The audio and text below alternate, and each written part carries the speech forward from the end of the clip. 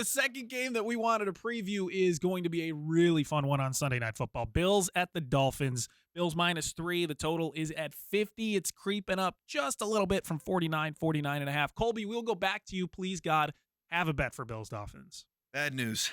Oh, no. I have a bet. Hey, it's the Bills. that could be bad We're news, taking the Bills.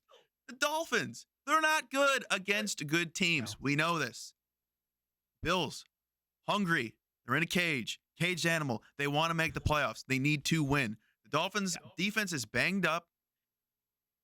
And like earlier in the year, you know how they beat them 48-20? I don't think it's going to be that bad. It's going to be closer, and it's still going to be the Bills. I'm leaning heavily Bills.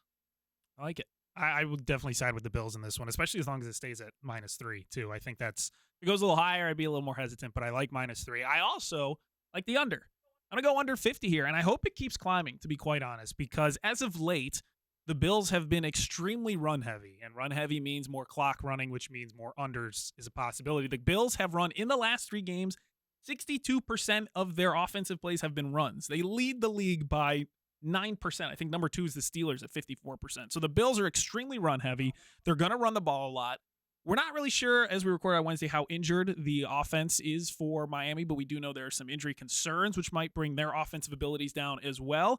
And Miami also has been a little bit less efficient offensively over their last 3 games. Normally, they're number 2 in points per play. They're 15th in the NFL over the last 3 games. So Miami's offense has been a little bit less aggressive, and Buffalo's offense has been more run-heavy. So to me, I like the under 50 because of that. Yeah, I also like under 50. The Bills' offense has, I don't want to say they struggled, but last week only 4.1 yards per play against the Patriots. So I know they won by 6, scored 27 points, but they also had a pick 6. And then Dolphins give up 56 points to the Ravens. So I'd expect at least an inspired effort from them and bounce back just a little bit.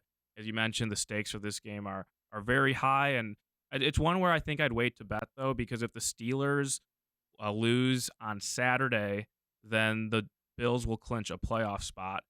If the Steelers win, then if the Jags lose, the Bills will clinch a playoff spot. But if both teams win, then the Bills are going to either be playing for the 2 seed, or a loss, they'll miss the playoffs. And I know you've seen on the side panels that we had, the Bills are the 2nd favorite to win the AFC and tied for the 3rd favorite to win the Super Bowl. Team. But it's dangerous. That's really crazy that a team who hasn't even clinched the playoff is regarded that high in the outright betting market. So I think in terms of betting this game, in terms of like side and total, I think it's okay to wait a little bit to see what happens in those earlier games, and then you'll have a couple hours on Sunday night to make a decision in this game.